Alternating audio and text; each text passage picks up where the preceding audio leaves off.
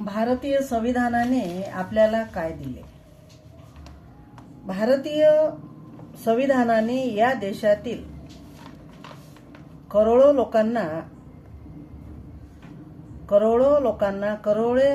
नागरिकांना वैयक्तिक स्वातंत्र्य दिले, वैयक्तिक संरक्षण दिले, खाजगी मालमत्ता बाळगण्याचा अधिकार दिला, सद्विवेक बुद्धीला अनुसरून वागण्याची ओळख दिली, भाषण स्वातंत्र्य व मत स्वातंत्र्य दिलं, सभा भरविण्याचा हक्क दिला, देशाच्या राज्यकारभारात प्रतिनिधी पाठविण्याचा हक्क दिला आणि नोकरी मिळवण्याचा अधिकार दिला.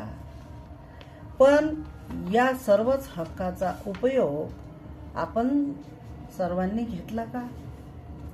येथील मनुवादी सत्ताधीशांनी आपल्या पक्षाच्या तत्वप्रणालीला देशापेक्षा मोठे मानले.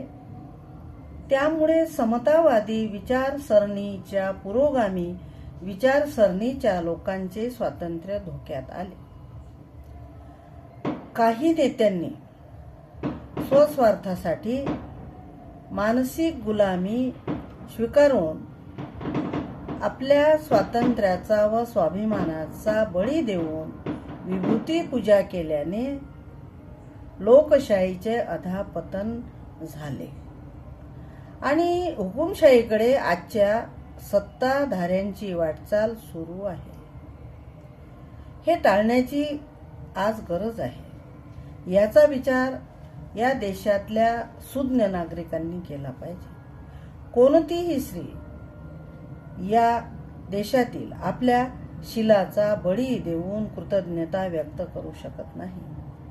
त्याचप्रमाणे पुढाऱ्यांनी आपल्या स्वातंत्र्याचा व स्वाभिमानाचा बळी देऊ नये.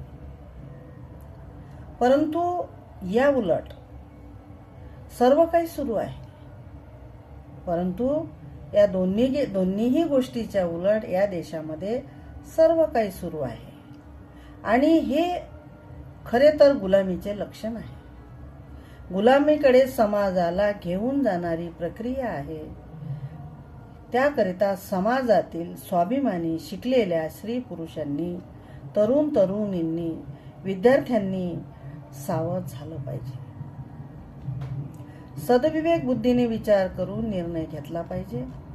माझा शत्रू कोण व माझा मित्र कोण याची आकलन शक्ती आम्हा झाली पाहिजे. तरच आपली सर्वांगीण प्रगती होईल. अन्यथा आपण सर्व विघातक मार्गाने जाऊन आपल्या येणाऱ्या पिढीचा विध्वंस केल्याशिवाय राहणार नाही. आणि म्हणून आपण सर्वांनी याचा सुज्ञ नागरिकांनी विचार करावा.